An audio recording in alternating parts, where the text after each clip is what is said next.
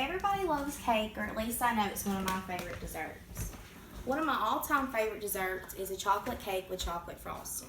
So today I'm going to show you the process it takes to make a chocolate cake. The first thing I always do is set the stove to the temperature the recipe calls for. For today the recipe calls for it to be set to 350. I always do this so the oven will be preheated by the time the cake's done mixing. The second thing you want to do is make sure you have all the ingredients set to the side so you don't have to keep going back and forth. Our recipe calls for 1 1/4 a cup of water, the cake mix, 3 eggs, and ½ a cup of vegetable oil. The second thing you always want to do is make sure you have a big enough bowl to mix it all in and a blender to mix it together. Or if you don't have a blender, you can use a large spoon. The third thing you want to do is put all our ingredients in the bowl. So I'm going to put the cake mix in the bowl.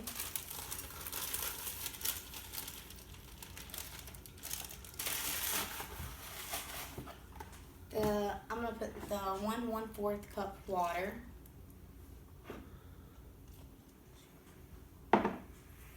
½ a cup of vegetable oil.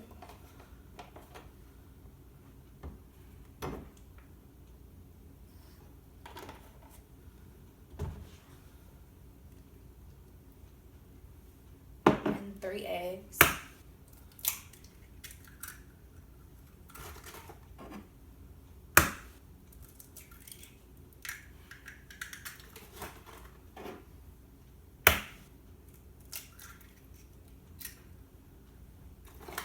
Next thing we're going to do is we're going to cut the blender on, and you want to cut it to medium speed and blend for about 2 minutes. You want to make sure it's blended all the way together. You want it to be cloth.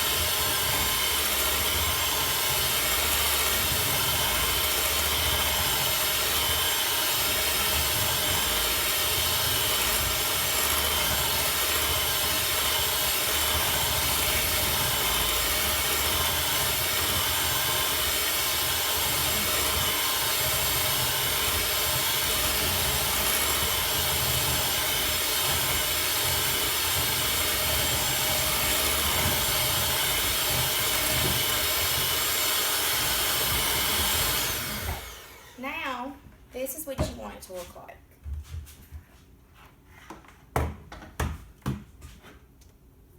Okay, next thing you want to do is spray the bottom of your pan, because you don't want the cake to stick. If the cake sticks, your cake will fall apart. And if you don't have any spray, you can always use butter or oil to rub the bottom of the pan. And always put a little flour in the bottom of the pan as well.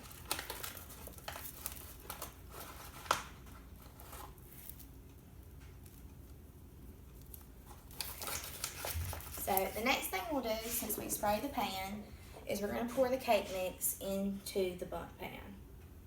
You want to make sure you distribute it evenly so the cake cooks evenly.